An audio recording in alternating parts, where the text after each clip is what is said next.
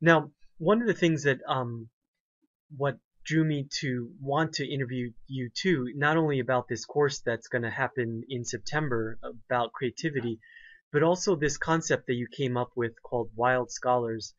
And you wrote a book about that a couple of years ago, and I have the book here. I bought it and I read it, and I really, really highly recommend it. It's called, again, Wild Scholars, Designing a Learning System for Educating Scholars Toward Their Passions and Purposes. Now, could you tell me a little bit about how this book came about and what the term means, Wild Scholars, which I love, by the way?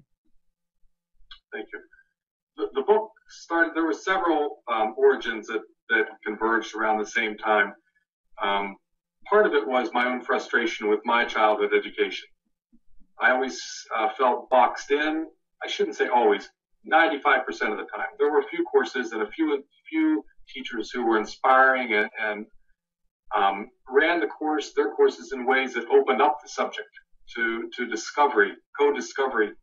But most of my courses weren't like that. I felt confined. I always felt graded, and that's a very confining feeling, to feel graded all the time, because it does reduce the ability to fail. If you're going to get your A in the course, that means you're not allowed to fail at it very much. You're not allowed to try very many new things. And Wild Scholars really stems from that. The idea is that wild means that you are not constrained by things like grades. And so it enables you to go out and try things that are your area of passion. For some people, like myself, I love mathematics. And so I can remember when I was a boy working with my dad, studying various numerical methods. I love that stuff. It was never looked at in school, so it didn't count for anything, but I was able to study that. For other people, they love baseball, or they love playing clarinet, whatever it is. Let's allow them to pursue that area of passion. And in so doing, you can practically bring in any subject into that discussion. You can bring in history and mathematics and reading and active learning into almost any subject that you look at. So the book really is an aim to discover the passions that people have, so that they can grow those into the purposes of why they're here on this earth. You start the book off with a great kind of anecdote about a friend of yours. Can you talk about that a little bit, because I thought it was a really poignant way to illustrate the point that you're trying to make about trying to ignite someone's passions, but at the same time, what schools also do, which is sometimes to kind of tamp down what a kid may be good at, and make them realize, that they may not be book smart, and so if they're not book smart, they may not be successful. But in this case, your friend was, and if you could talk a little bit about that. Let me point out first that there are many schools that are doing a great job, and they are not only allowing this type of pursuit, but they're encouraging it. And I do see Wild Scholars as a way to couple into many of these schools. Well, you're referring, I think, to the story about Matt Segley, and he was my weightlifting partner when I was in high school. That was an area of passion for me at the time. Matt was outstanding as a weightlifter, and he eventually went on to play college football at West Virginia University. When Matt graduated, he found that life was difficult in many ways to get a job and to do the things that he wanted to do, which for him meant opening a weightlifting gym. He had a college education. He graduated, got a college education, but he found that he wasn't able at that point to start a weightlifting gym. So he spent some time in Las Vegas, driving taxis and parking cars, and eventually one of the hotels said, hey, we'd like to hire somebody part-time to work with some of our clients and helping them train. So he started working with some clients with weightlifting and other exercise training. And pretty soon one of the clients said to him, we need somebody like you in San Diego. So to start a gym and to help us out. So he and his wife moved to San Diego, and they started looking into how do we start a gym. Well, he didn't know the first thing about how to start a gym. How do you get financing for it? How do you do advertising for it? How do you rent space? How do you purchase equipment? And so on. So all these decisions came at him in a flood.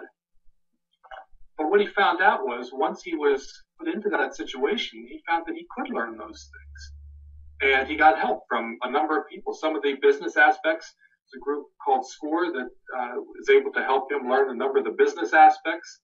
He had friends who he was fairly gifted with just talking with people. So he found that he was able to learn radio by working with some of his friends who knew radio, got in front of a mic and went from there, made a lot of mistakes in the beginning, but eventually caught on. He started going to the library to learn how to write things, articles for senior magazines and so on.